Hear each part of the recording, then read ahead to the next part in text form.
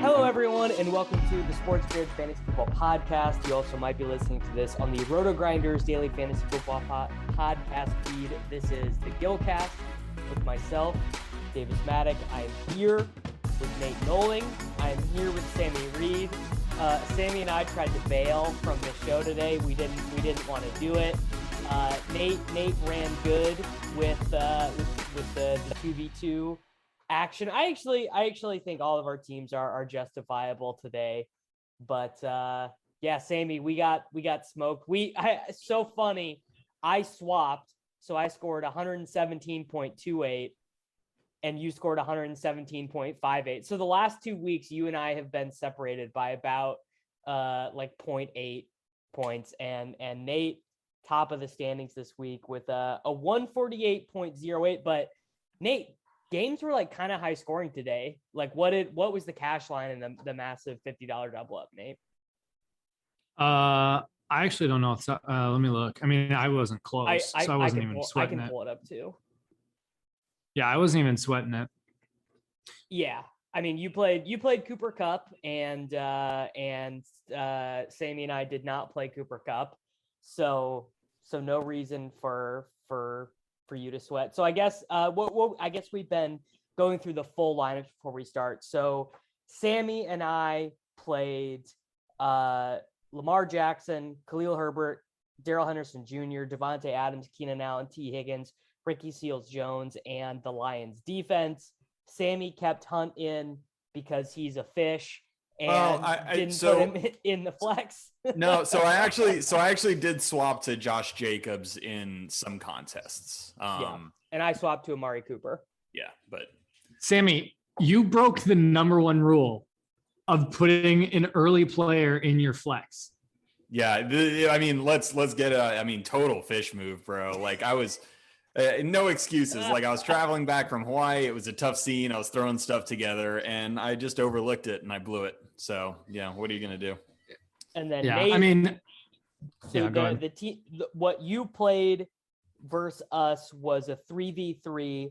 You played DeAndre Swift, Cooper Kupp, and Brandon Cooks over Devontae Adams, Keenan Allen, and Khalil Herbert. So I need to, I guess I want to just get this up front. Well, two things. First, I don't know how you guys were feeling. I felt pretty bad this morning because like the last 3 weeks, I basically woken up and been like, yeah, this is the team and I'm going to play that. But like, I was still swapping stuff around like 30 minutes before. And like, I couldn't really decide. So I don't have harsh words for even people who lost this week, who beat me with bad plays. Like, I don't know. It did not feel like a straightforward week to me at all. Like I felt like there were a lot of options I thought there were 5 lineups you could have played, I think.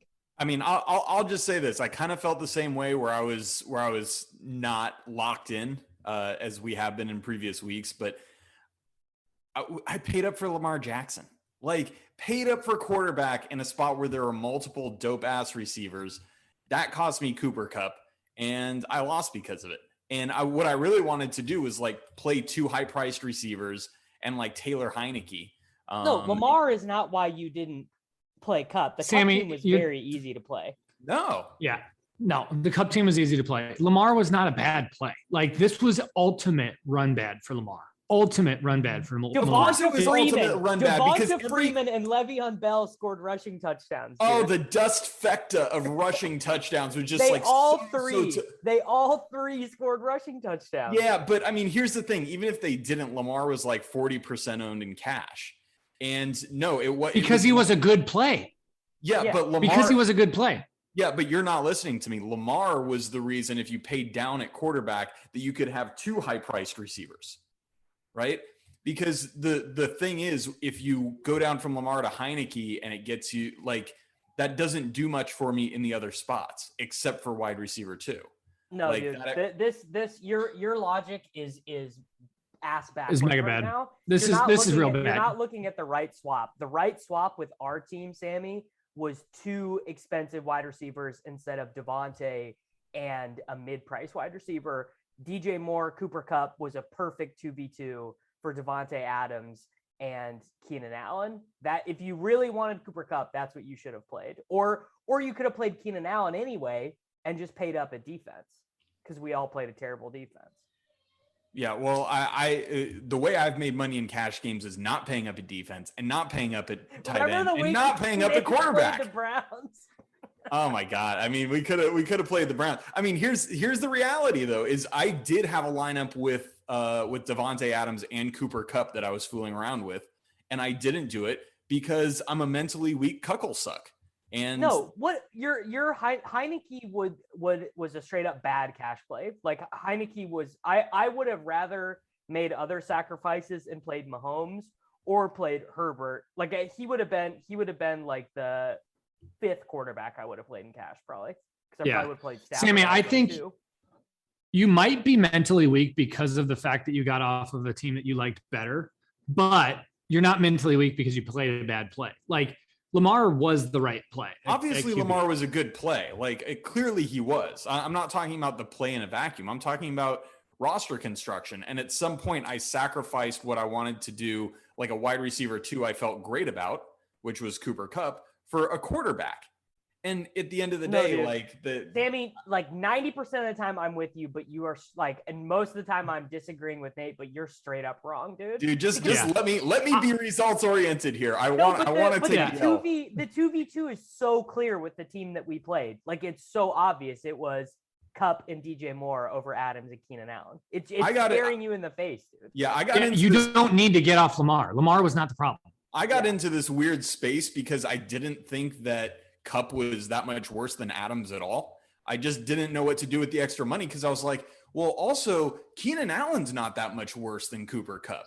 And I mean, Keenan Allen just like, dude, he's like Beavis. He just never scores. He never scores. And it's just so brutal. And this was like the nut run out for him. And he still got fuck all. And it's just like, dude, Keenan, that's the thing about the Keenan run out was perfect. I mean, dude, was it the news of Mike Williams that got you on Keenan, like how banged up he was? No, I've liked Keenan for a couple weeks because now he's in the low to mid 6,000s and he's getting 10 targets every week. Guys, has Keenan ever once in the history of this fucking show worked out for me though? Has there ever been a time where I play Keenan in cash where I disregard all my principles and I'm like, you know what?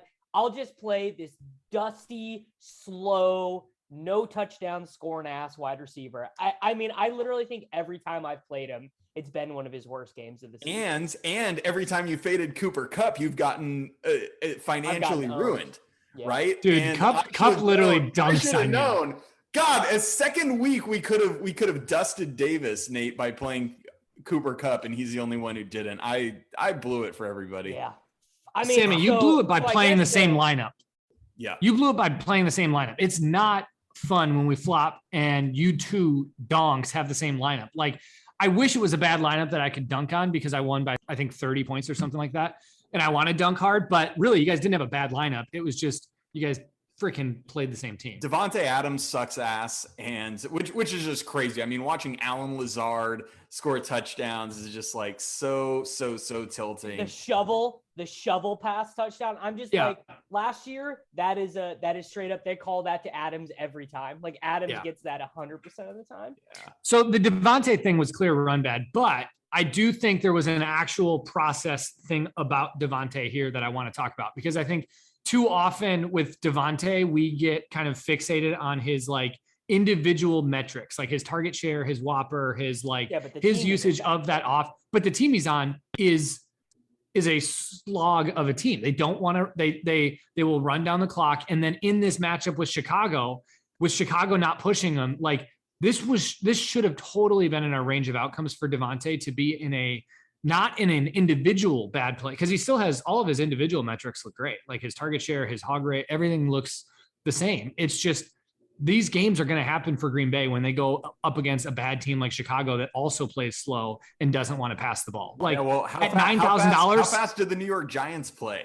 And what kind of game script did the LA Rams have against them? And Cooper Kupp still got his. Yeah. Well, that's the difference. LA is always going to be a high pass rate above expectation and like continue to pass the ball until the end of the fourth quarter. No matter, it's 35-3 and they're out there throwing the ball on three. Like Yeah, Cooper Kupp scored a touchdown when they were up 30. Yeah, that's never going to happen with Devontae. I mean, Devontae Adams they're literally just going to run the ball. I mean, at 35-3, Devontae's out of the game. They go to Quadzilla. When it gets there, it goes to AJ Dillon. I mean, well, I don't feel bad about playing Devontae. I guess I'm more the thing I actually feel bad about is that I didn't find a way for Travis Kelce to get in my team, because the team that Wiggins played and the team that I think Levitan played was a 2v2 or a 3v3 from us, Sammy, where they played double tight end and they didn't play Khalil Herbert. So like that look, to me, dude, not playing Khalil Herbert, who is easily the best value play on the slate. Yeah. And I mean, just so bad. And Nate didn't. So that was why. Okay, that was why this week was so difficult, because I obviously thought Khalil Herbert was a great play. Like I said it all. I'm not fading Khalil Herbert. It's just like with him and Devontae, because if you play Khalil Herbert, you are playing Devontae. Like to play Khalil Herbert and not Devontae would have been like just some bizarro construction that I couldn't envision. But playing both of them, I thought lowered your floor because of the correlation to just a slow paced game that might have the lowest plays run. And that was my issue with Khalil. It wasn't him in a vacuum. He was obviously a better value play than Swift.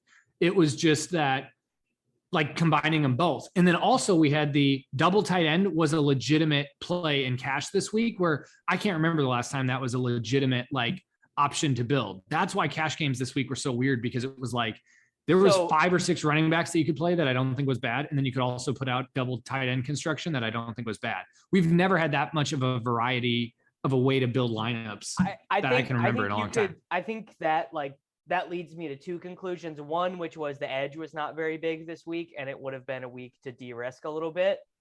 But then also that it maybe, if I would have been playing enough to like sweat it, I probably would have split. The Kelce, RSJ, Kupp, Keenan, like 3v3. Like Nate, that seems best. Nate, why didn't you play like Herbert instead of Swift, and then pay up at one of your other wide receiver spots instead of Cooks or Higgins? That is what I would have done. I mean, I don't hate what Nate did.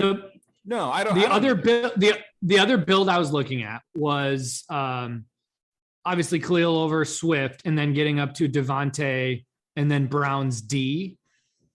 So it was basically Khalil. It basically came down to a 2v2 of Khalil and Devontae versus Kupp and Swift. And like I said, I don't think that Devontae was 4 points better than Kupp.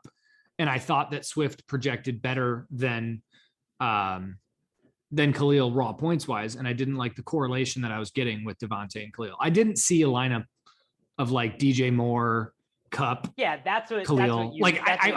That's what you should have done, though. I think that's way better than I didn't. I felt good about my build. I'm not trying to propose counterfactuals. I'm just saying I would not have. There's no lineup I considered where I wouldn't have played Herbert. I thought he was the best. Yeah, cash play in a vacuum. He was a great play. It was just the way that what it did to the rest of the lineup. Like if I could have played 4 running back, or if I would have just played the best 3 running backs, I would not have played Swift. I would have played. Who's the Bears play next week?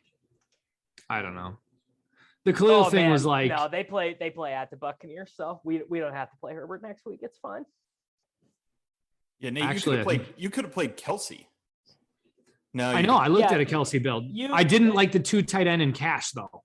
This is like one of the first times I've ever wished Kelce was just at wide receiver. So you could have just played him you played RSJ at tight end. Yeah. And you just play Kelce at wide receiver so you can get the max running back. No, I had this build before the Herbert news, like before Damian was ruled out. I think I had this build on Wednesday, and then I built all the Khalil's teams, and then I came back to this build this morning where I was just like, I just like this better. So I almost waffled on it. I think at like 5 minutes before lock, I was like texting Cardi like, dude, do I need to get on? Dude, Mike. And he was like, yes. What do we do? What do we do without Mike Davis? And so I just stayed true. And I don't know. I think Kupp Cup's a boss, obviously, and I think the Rams are just a more Cardi pass-heavy team. Cardi played our team with a better defense than Jacoby Myers.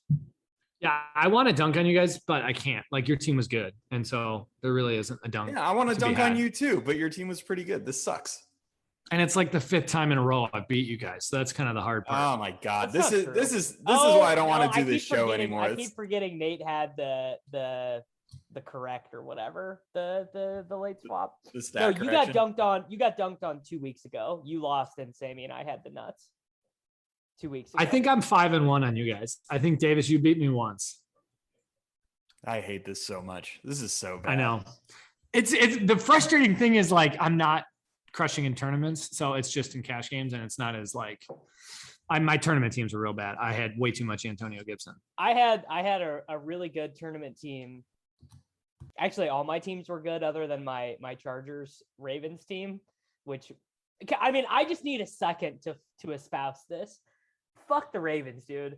Latavius Murray, Devonta Freeman, and Le'Veon Bell all scoring a touchdown for the same team in the same game in 2021 is so absurd. If you just give Lamar one of those, much less 2 of them or 3 of them, right? Because none of those guys deserve to get touches, and 2 of them, not Devonta Freeman's was actually like I don't want to say like a good run, but like it was from like 10 yards out and he like made a guy miss. But the Latavius Murray and the Le'Veon Bell ones in particular. Oh, the Le'Veon Bell one. I mean, fat Nate after like his Taco Bell binging a couple years ago. Yeah, like 22-year-old Nate scores that touchdown. Oh my God! I mean, it was so bad.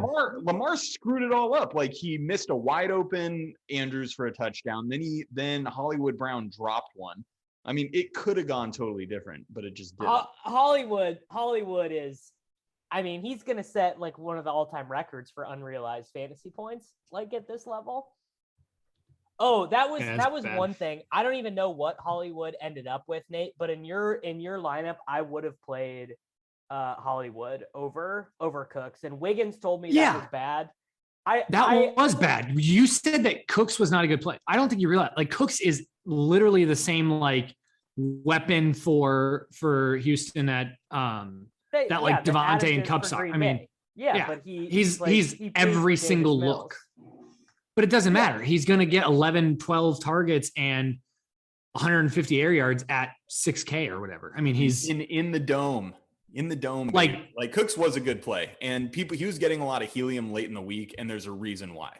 And that's the reason why. I mean, Cooks was in our optimal. I just would never have the way I would play. I would just always play Hollywood over him. Okay, how could you ever play Hollywood Brown in cash? Like, he is not a cash play ever. That would have been a bad play, Davis. Yeah, that would have been a really bad play. Yeah, if I would have played him in cash, he would have caught that touchdown, and it would have been fine. Actually, probably would have been better for the show if I would have played your lineup with Hollywood over Cooks, and I would have had to have tried to justify this decision. Yeah, it would have been better. But I mean, Cooks is like, third on the week in air yards. He had 13 targets for 165 air, and he's 6K. And it's like, that wasn't an outlier game. Hollywood's getting lots of air yards and stuff. He just doesn't have the same raw volume. Yeah, and his are a little more. Watkins was out. Yeah, but Bateman was in, baby. I mean, so let me ask you this. No, Marquise Brown had 5 targets on the week. No, don't even compare. Well, obviously he only had 5 targets. The Chargers scored like a half a point, dude. Lamar threw 27 times. No, you cannot compare Hollywood Brown to the guy who's going to basically be top 3 whopper. Hollywood has more fantasy points than Cooks does. If you look at the game logs, Nate, Hollywood has been scoring a lot of points, and Brandon Cooks hasn't. Yeah, so he scores a lot of points because Hollywood will always be lower volume, but he will always have way higher efficiency stuff than a Texans wide receiver. That's why you play him in tournaments, Davis. Yes, you're making the argument against yourself. Yeah, but the guy never gets. I did play him. I did play him in tournaments, and it did not go particularly well. Yeah. Yeah. So did you? I'm trying to think of any other there weren't really any other decisions in cash games though. Like it was are you going to go double tight end? It was Cup, RSJ. Shepard, I guess. Did you guys consider Shepard after the New York news with Wiggins told me that he was, but I was looking at it and I was like, I'm pretty certain they're not going to play him in the slot because Tony is going to play in the slot. They come out in the first drive. Shepard's playing outside. Tony has 3 receptions on the first drive and then breaks his ankle. Is out. And so that, I mean, Shepard, I think, got like 14 targets or whatever, but I did not consider him. No.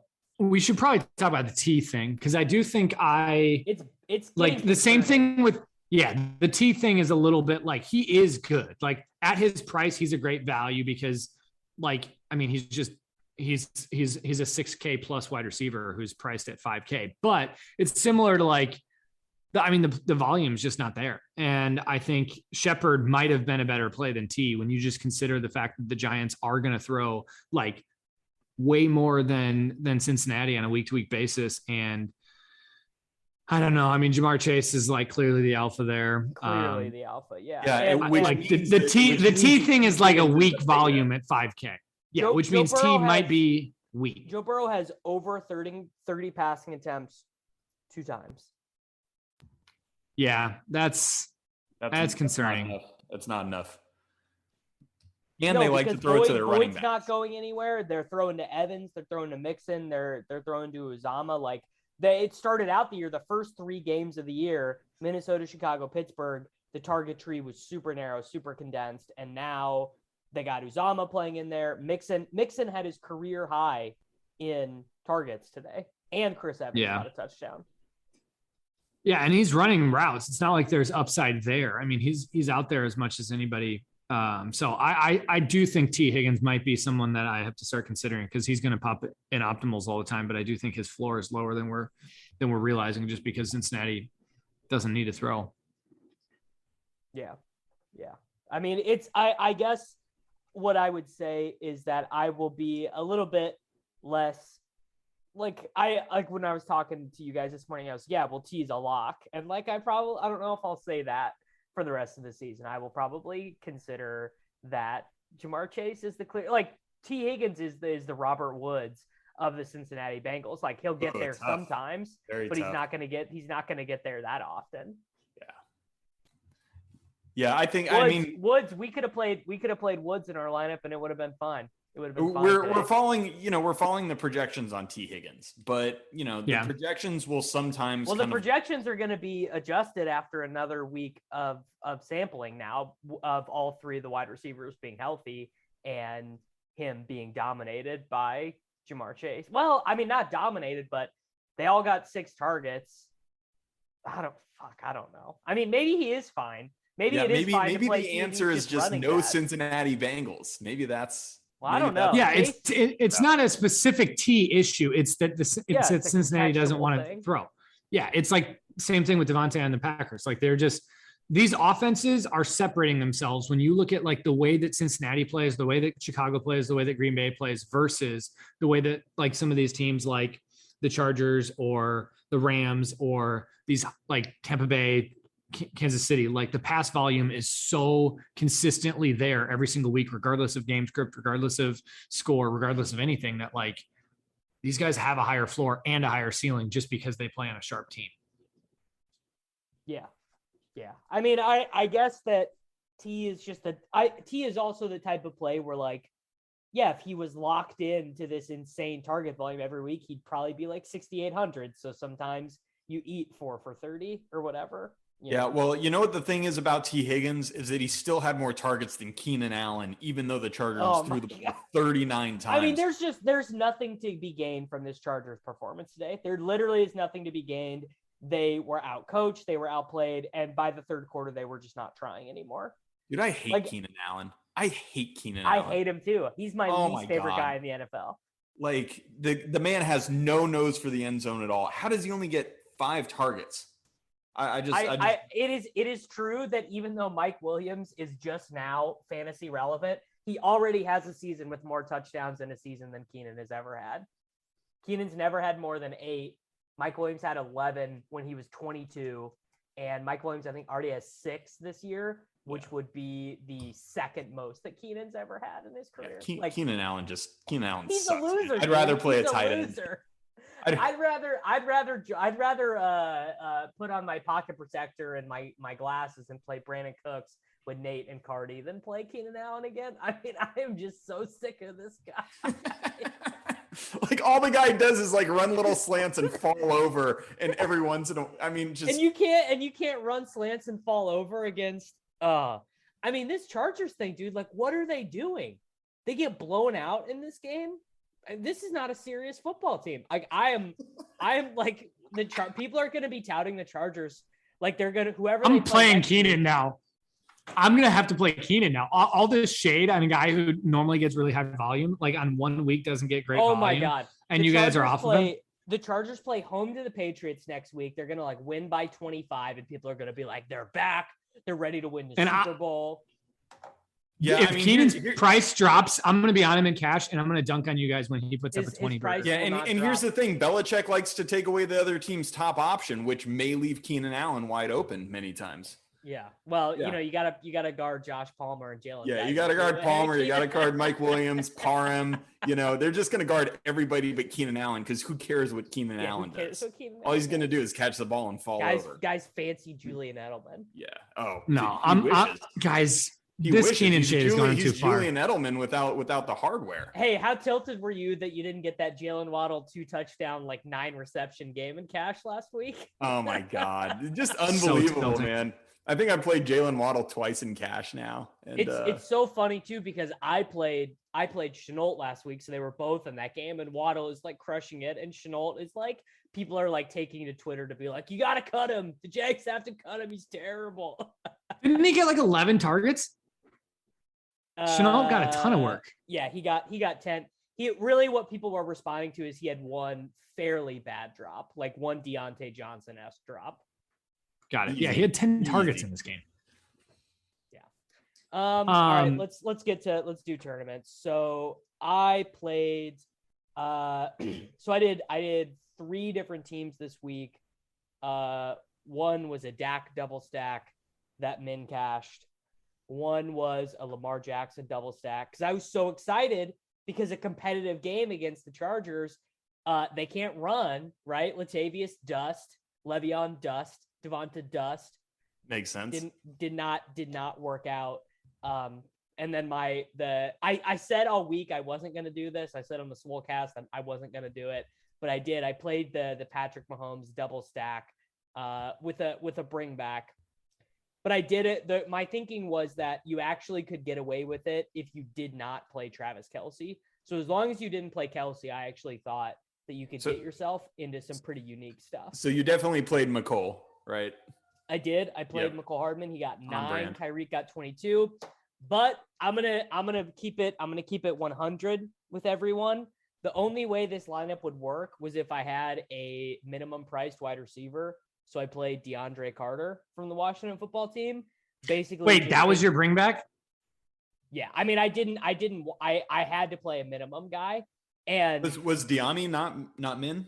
I think he was like 3,400. Yeah. But basically, I just thought that those guys would rotate a little bit. Honestly, I don't know if DeAndre Carter played a snap. But I purposely faded Kareem Hunt on this lineup. This was the theory behind this one. So I played the Cardinals defense and I played Odell. It scored 161 and min cashed in the spy and in the red zone. Because it had Jonathan Taylor and Joe Mixon, and those guys combined for like a bazillion. Man, how good of a play was Jonathan Taylor? Like, I really wanted... 2 carries in the first half didn't feel that tight. No, it wasn't. Didn't. Yeah. But, he ended up with like 160 yards and 2 touchdowns. He just did Jonathan Taylor things in a spot where you expected him to do them. So looking at this team, actually think it's pretty bad. Think that, okay, so 2 things were really bad. One, if you had to, I mean, I don't know if you guys played them. What do you think the single entry ownership was for the Chiefs guys? It was like above 20% on Tyreek and like 30% on Kelce, right? Yeah, so it was really high. So Mahomes was 18%. That's like really high for a quarterback. You like never see that for quarterbacks. And then Tyreek was 18%. But what was even weirder was McColl was 18.5%. So 18.5% owned McColl Hardman is terrible. That's Egregious. really bad. That is Egregious. really bad. Well, because everyone wanted to stack the Chiefs, and he's the obvious like big play guy that gets some work and is cheap. Yeah. So well, I actually had a couple Chiefs double stacks in small fields because I actually think there was so much discussion this week around like you can't double stack Mahomes, Kelsey, and Tyreek because I don't remember who had the stat. I think it's like one time in the past 17 games they never get there together. But in single entry, if you play single entry in your small fields, like under 1,000, like you don't need the nuts. If you have Mahomes, if you have Tyreek, if you have Kelsey, and they all put up 30 points, 20 to 30, 25 to 30 points, and then you hit on some of the other spots in your lineup, you're okay. And so I actually did go with the Mahomes double stack with Tyreek and Kelsey, and I didn't feel bad about it because my bring back was Antonio Gibson, who all of the ownership projections I saw had him like single digit, under 5%, and he ended up being 3% owned. And so that double stack was actually something that I felt comfortable with the bring back of 3% owned? Gibson. Okay. So that was how I actually felt. 100 with you. I got to be 100 with you. I think Gibson was really bad, not in a vacuum, but because the running back spots were too valuable today. But from a Kansas City, like if McKissick doesn't get all those passing touches, if McKissick sprains an ankle or anything, you should have just played but a 3% owned and a 3% owned Antonio Gibson that gives you access to the Chiefs stack in a way that you're gonna have like unique, and that upside was like an easy out because they were leading at half. So like if they had a couple drives where they were trying to just burn clock or whatever, I mean, I guess I shouldn't say it's bad. It's just I thought of that angle and I was like, that does not feel GTO to me. It feels like the right way to do it was actually just no bringbacks from the Washington football team. Yeah, I mean, after looking at the way this game, well, hey, your bringback was better than mine. My bringback got cucked by De'Ami Brown. Yeah. So I had a ton of Antonio Gibson. I had Antonio Gibson in every one of my single entry teams, and it was that dusted me. That is a mistake, dude. You don't play him on every one. He's like a sprinkle play. Like this is not like this. I only had 3 single entry. Yeah, I had teams, 3 single entry teams too, and the only guy I played on all of them was I didn't play it. I played Jonathan Taylor on all of them. That is the type so JT was your Gibson. JT was your Gibson. So I mean, ultimately, those projections are. But compare Alexander Madison last week to playing Gibson in all of your lineups this week. It's like those are decisions you should be handling differently. I think it's okay to have specific spots where you pick high leverage opportunities that you like. If you are really wanting to press that leverage, but Gibson was like the 18th best running back play or something like that on a slate where there was like really nutted out running back plays. That's where I disagree. I think Gibson had a 25-point ceiling here at single digit ownership in a game where if the game goes off and one of the most talented players on Washington gets opportunities, like Chiefs defense I'm not saying that. I'm not saying he's not talented. What I'm saying is that in the context of all of the individual decisions you're making, he was like, I mean, way worse than like Jonathan Taylor, Joe Mixon, DeAndre Swift, like those guys. But then even then compare him to like in a vacuum, the value guys of Darrell Williams and Khalil Herbert, like you probably wanted to play like one of those guys, right? I have Gibson like roughly 1.5 points away from Taylor from a ceiling projection standpoint. They were very similar plays. No, they were very similar plays, and one was going to be 3% owned. I'm not disagreeing with your projection. I'm disagreeing with your distribution of the way you played him. Not disagreeing. I'm just saying I wouldn't have done it. I'm just saying that I have to have a lot of conviction to play a running back on all of my single entry action. Yeah, that's fair. I mean, I'm trying to find those spots where I feel really good about leverage. Were all of your teams Chiefs teams? I pretty much put a stake in the ground that Kansas City, Washington was going to be spread throughout all three of my teams. So one was a Mahomes team, one was a Heineke team, and then one was a Daniel Jones, Sterling Shepard's skinny stack. Man, Daniel Jones. Tough. Very tough. That was a brutal one. Yeah, I think in the Gillcast red zone, I did this. I actually did a New England. I did a Cowboy stack with a New England bring back. So I did Dak double stacked with Schultz and CeeDee Lamb, and I brought it back with Jacoby Myers. I did eat the chalk with Kareem Hunt at running back, and I also played the mentor. So we have not talked about Kareem Hunt and GVP yet. And I guess this is interesting because we can do it. We were, and we'll go. I want to go back to the Dallas stuff in a second. Okay, so I'll just finish out. I played Kareem Hunt, and then I played the mentor Damian Williams at the other running back spot. I thought he was a really nice pivot play off of Herbert, and then also leverage off the chalky Chiefs, and that ended up being a really good play. Yeah, mentor's so good. Yeah, I did play Cooper Kupp in this lineup. I also played a Davis Matt-esque, DeAndre Carter-esque Zach Pascal in this lineup. He scored a goose egg, and the Browns defense, they got -2. This lineup scored 164.9 and did 3x in this tournament, which was great. Obviously, I just realized I said earlier that the 161 min cashed, but I didn't mean that. I mean basically min cashed. Yeah, it 3x'd, which is fine, but certainly I ran. Yeah, we'd love to give people a bonk. Like we would love to deliver a bonk. So yeah, before we talk about the Cowboys, so the thing with Hunt was, it's interesting that basically none of us, you played him on one. I didn't play him in any. I played him on one of my three. I mostly played, and on my tournament teams, I mostly played Jonathan Taylor in the Kareem Hunt spot. That was so. Yeah, I was with that. I was with that as well. So the reason why it's interesting is Hunt projected way better than Madison did last week in terms of raw points, right? So I mean, Hunt was like, depending on, I think we had him for like 22, 23, and we had Madison for like 19 or 20, and the same was true with the blended optimals. I mean, Hunt just projected for a lot of points. I don't remember what my Madison projection was last week, but I'll tell you my like optimal ownership for Madison was like nearly 100%.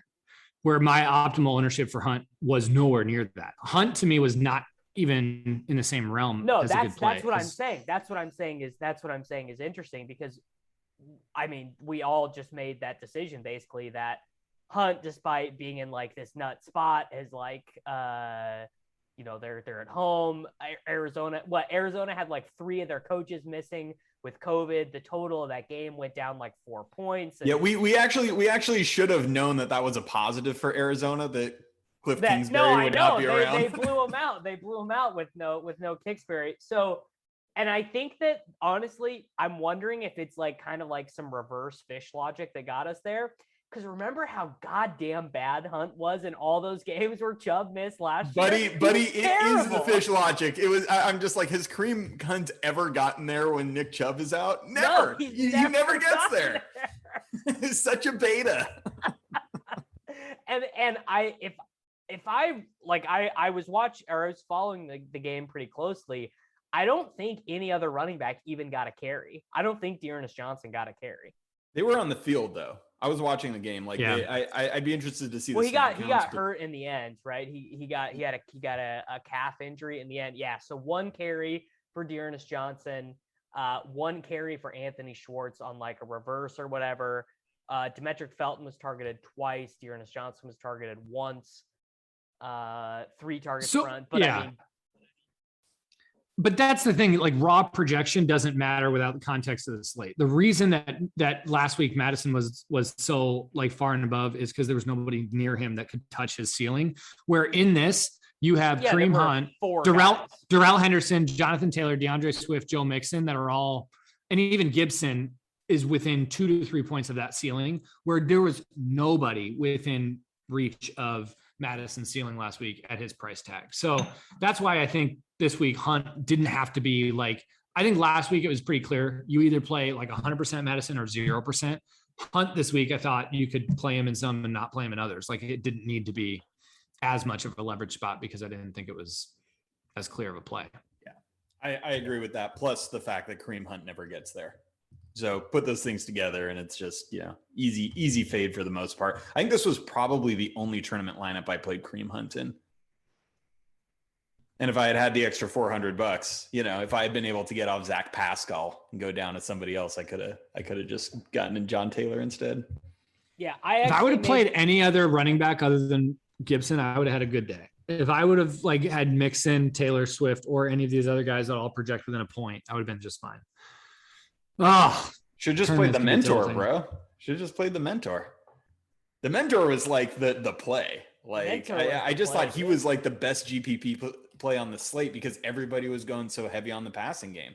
And he's basically, CEH sucks. Chiefs, like, oh my freaking God, dude. The Chiefs, but he was projected for like 15% ownership.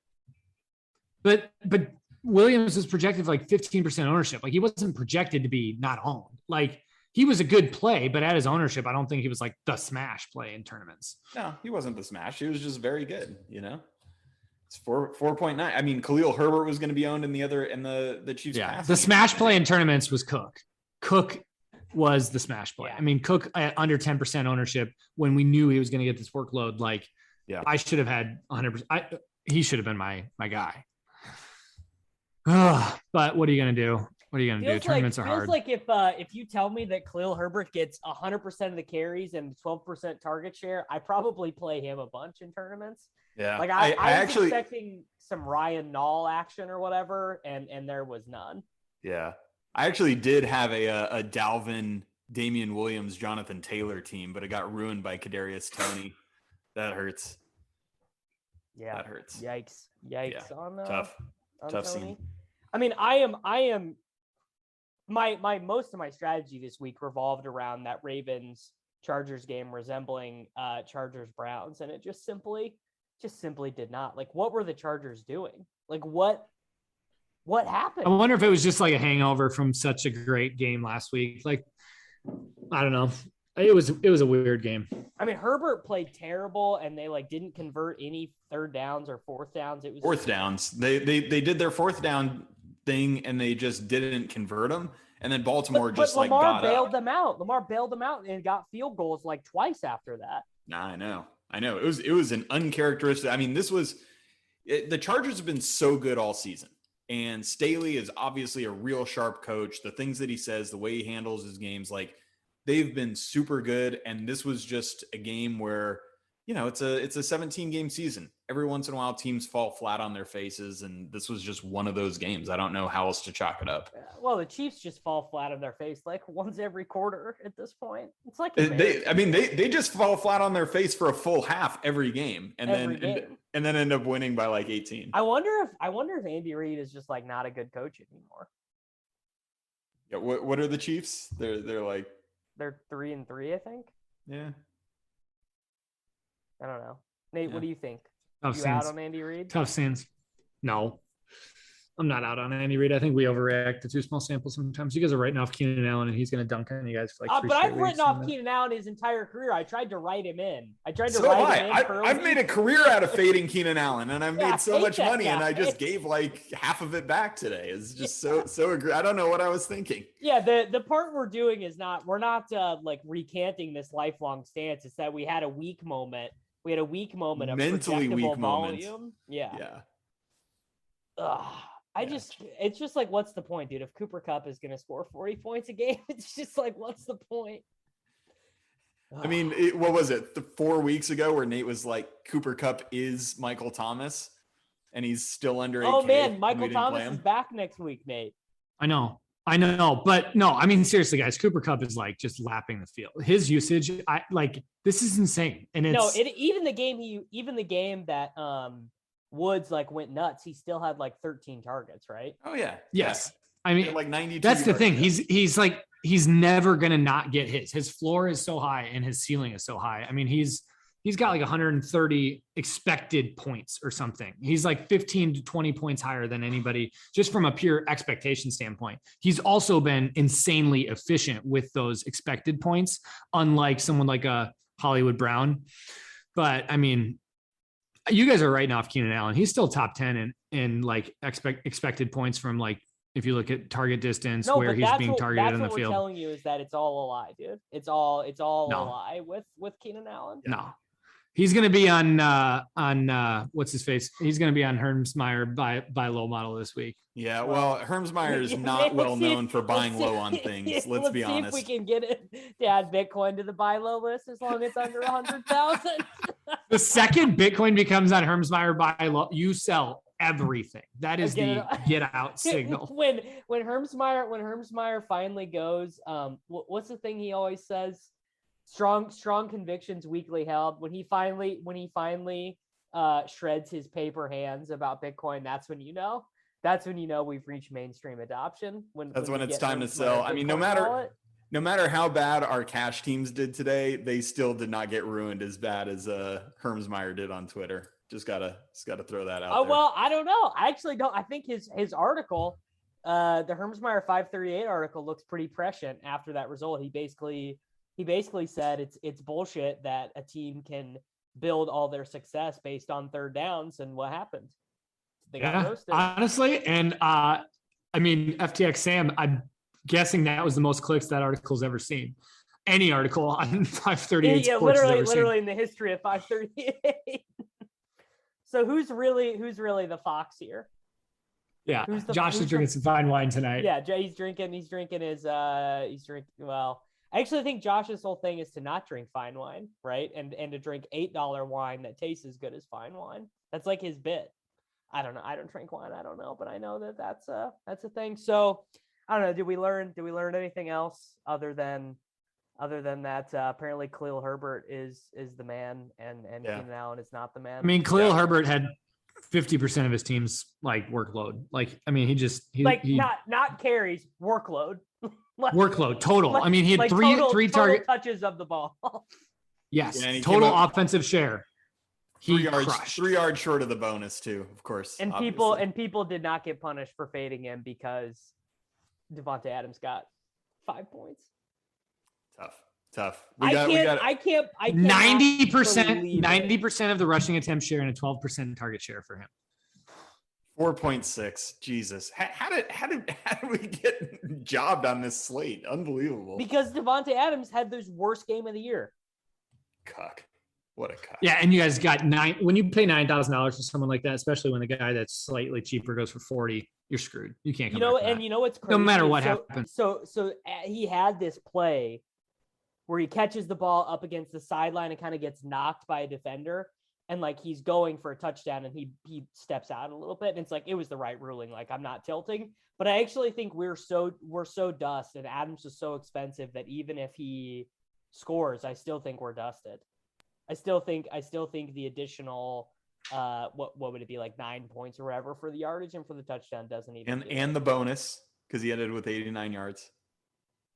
Oh, well, then maybe that probably does. Actually. Nah, Keenan Allen was still so bad we would have never come back. Yeah. Well, by the way, I'm going to have to take a look at Amari Cooper's air yards because this dude was wide ass open. And did you guys see the play that I was talking about where he was wide open and he had the guy beat and Dak just like throws it he threw it to like the hash? No, I didn't see that one. It was so I swap, obviously, which like at least I got to do my favorite thing, right? At least Congrats. I got to swap. When Davis hits the global swap button, just dopamine starts going through your veins. Yeah, it's the best, dude. You don't get any better than that. But Amari did not get there. CeeDee Lamb did get there with a nice little 40. Amari did have 133 air yards, though. I mean, I think that was his best. But two of them volume of the season. Came on the last drive. Like two of his high down the field targets came on the drive where they got the field goal, but Dak just missed him. Like he should have had a touchdown, and Dak just missed him. So he missed him a bunch because Dak threw the ball 51 times and threw for 445 yards, and Amari Cooper went 5 for 55. Yeah, tough. Well, you just it's something that you don't particularly love to see, I suppose. All right, you guys got anything else? No. Send money, send invites. Yeah. Whirling Dervish, Nate N, and Davis. Yeah, actually genuinely do send invites. I don't think I got one invite this week. I got none this week.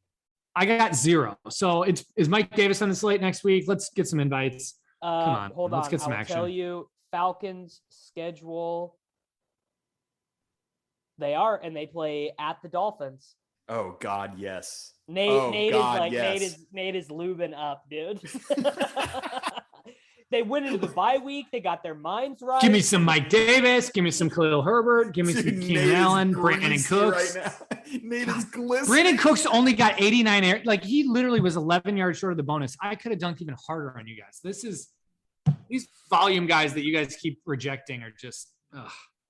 Nate, you rejected Khalil Herbert, who was like the volume play of the slate. Well, I didn't reject. We talked about it. It was not a play in a vacuum. Him. No, I'm not going to take this. Also, DeAndre Swift gets 10 targets every game. Yeah, DeAndre Swift scores a touchdown when they're down 31-0. And did you hear what Dan Campbell said after the game? No. So they were asking him, right? Because obviously they were getting their ass kicked the entire game, and so they asked him something to the effect of can you take anything positive out of what your team did in the fourth quarter, right? Because I think DeAndre Swift scores. Or did he score? Yeah, he did. So he scores a touchdown. They target him a bunch, in the fourth quarter. And Campbell's like, no, it was all against a prevent defense. It's literally useless. Like nothing that we just did in the fourth quarter matters at all, which is, it's hilarious that why is he keeping DeAndre Swift out there? Why is Jamal Williams or Jamal Cabina not out there? I don't know. If he, the coach, is saying it's worthless, why are all his good players out there? Yeah, DeAndre Swift's got 42 targets through 6 games this season. With his talent, that's 6K. That workload he's got is unreal. Nate, he averaged 1.8 yards per carry. This is just like a Nate special. Nate loves the sub 2 yard per carry guys. He really, you know why? Because they're valued because the field is inefficient. If you get 20 carries at less than a yard per carry, that's still almost 2 points, bro. Davis, he's leading all running backs by 5 in targets. Well, I guess wanted to play tonight. Swift last week. I'm with you on Swift. I just am not with it. I might have played Khalil Herbert straight up over DeAndre Swift, to be honest with you. Well, I would have if I would have known he was getting 50% of his. You could have played Keenan Allen, and you could have been commiserating with us. You could have played Keenan Allen over Brandon Cooks and been like, yeah, this loser. Wouldn't that have been better? No, the DK balance appreciates my decision making. I hate it. Forget this show. All right, 7 games. We'll be back next week.